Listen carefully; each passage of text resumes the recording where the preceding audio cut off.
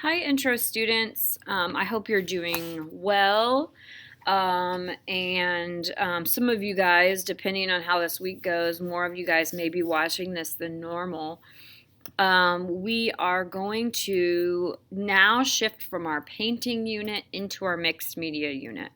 So we practiced some drawing materials, we practiced some painting materials and exercises, and now you guys have a choice of what materials in your kit you want to use going forward.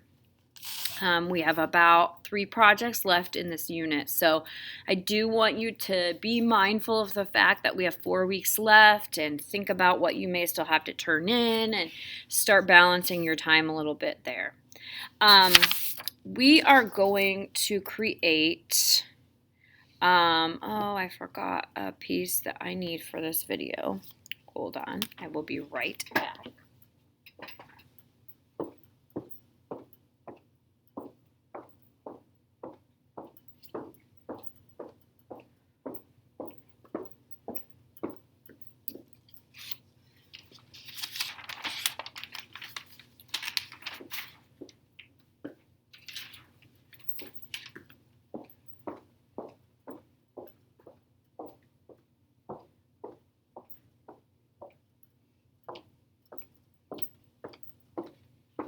Sorry about that. We got some real-time classroom there. We are going to create dragons, either inspired by Chinese dragons or any dragon face you would like, perhaps a character from a movie. Dragons often represent strength, power, resiliency, life, and are a subject of lots of different artwork and styles of artwork. So we're going to go with that theme. That's one of our goals. Another goal is to come out into space a little bit with this. Since we have already done some drawing and painting, we want to do a little bit of measuring with this and some building to make it a relief sculpture to pop out into space. So we're working in real space. This is an example of the line drawing I prepped for the dragon, which we'll talk about in just a minute. And then I decided that I wanted a snout to pop out in front of this face, and then also a little, what am I doing here? Wrong paper. A little nose piece that I haven't created yet that's going to pop out in front of that. So I've created 3 layers that go together. You need a minimum of 3 layers for this project. So you're going to have a background sheet of paper of any color. You can use a colored piece of paper if you have one at home, or you can use a manila sheet of your tag board, that like yellowish tannish tag board. You can use that for the background. If you really are dying for a black sheet and you want to email me, I can drop one off in the office. I don't think there's another one available in your kit. But there also should be a few pieces of tag board or that thicker paper left. So any thicker paper will work for this. But what you're going to do is, after you create these drafts of layers, you're going to then create them on your tag board and either color them with colored pencil. And again, I don't know where my tiny little nose went for this out of the tag board, but that was going to be my 3rd layer, another nose popping out in front. But you are going to create these 3 layers or more. Some of my students are already doing this in 4th period and they have 6 layers or 7 layers. They've gotten really into it. But you are going to stack these so that they come up off the back page. So you'll have your back paper, and this will come out about 1.5 inches. Or sorry, not 1.5 inches, about 1/2 inch, and then this layer will come off about 1/2 inch, and then the nose will come off about 1/2 inch. So I'll reassemble this and hold this up. Now, what are you going to use for spacers? My students are using like craft sticks for spacers. You can roll up tape and use tape for spacers as they pop out. You can use like if you have cotton balls in your bathroom, you can put cotton balls in between each layer to have it pop up. If you have that like foamy stuff, those command hook things, you can put those in to make your layers pop up. So just get creative with what's around you and use those spacers to make this pop up. So right now I don't have too much at my desk, so I'm just going to roll tape rolls to make these pop up from the back surface. Oops, I took it apart and now I can't put it back together. There we go. And I'm going to use this other piece of tape and I'm going to pop this out now. Okay, so each layer should have about a 1/2 inch between them. And I'll take a picture of this final and I will post it so you can see the final totally done once I find that little nose. But then you can also bend these little main pieces and curl them and whatever so that this actually comes out into real space. So it's a little bit flat, it's a little bit dimensional. All right, so to show you how to start these, again, look over the examples of dragons, find a dragon that inspires you. In your kit, you also have dragon horns, dragon eyes, and dragon skin. You can use those if you wish.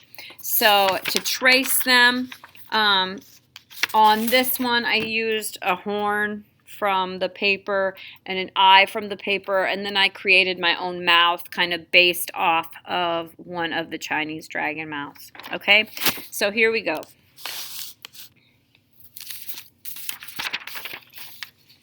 I'm going to fold my paper in half and make sure the fold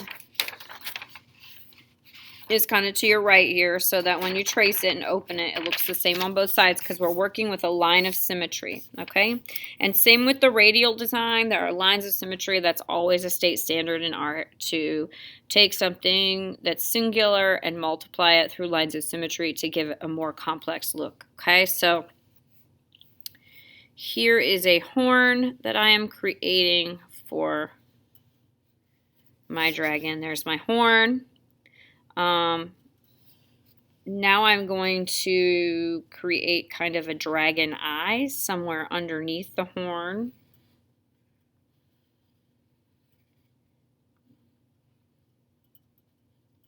Okay, now I want some kind of a mouth. I'm going to go more for the Chinese dragon mouth that's opening up towards the front, but you might want to do like a longer snout. And again, you can kind of look up dragons. You're just drawing half of it now. But I'm going to go kind of with a nose and a mouth. Like, there's what I've got so far, like the Chinese dragon.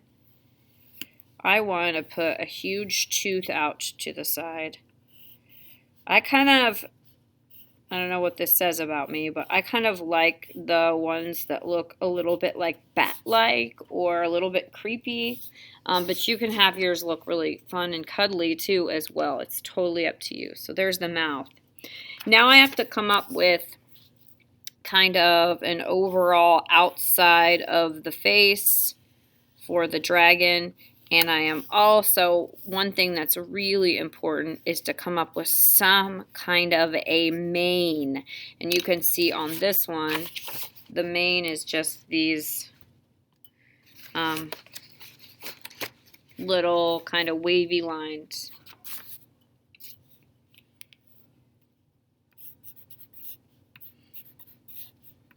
Okay, and then you can put any details or scaly skin on it you want. This one's really looking crazy.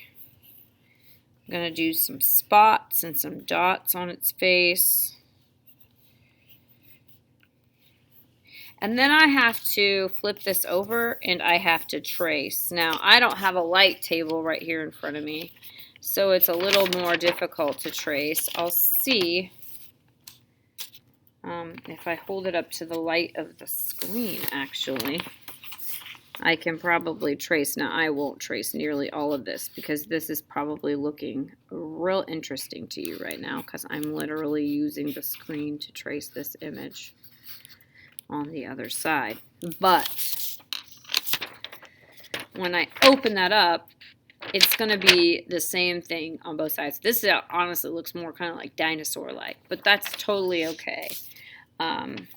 So you can prep your dragon. If you want to do this like with an animal, I have a couple of students, one student who's doing a goat, one student who's doing like an oxen with a giant rack.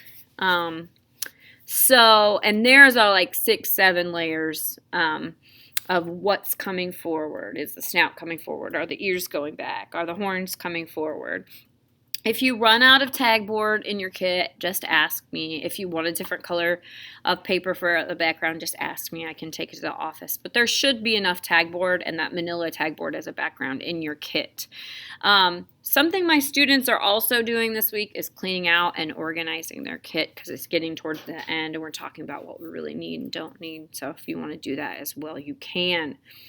Once you get this guy done,